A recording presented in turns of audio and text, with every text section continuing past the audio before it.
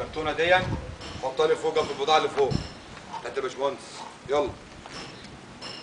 في مشترك في الاوضه دي يا جماعه، مشترك وكوع في الاوضه دي، في المخزن اللي تحت. مشترك وكوع 3 بوصه. الله ينور يا ابراهيم.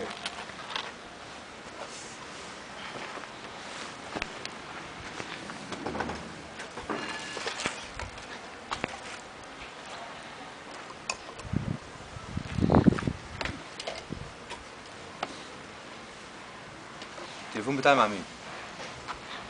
تليفوني مع مين يا راجل؟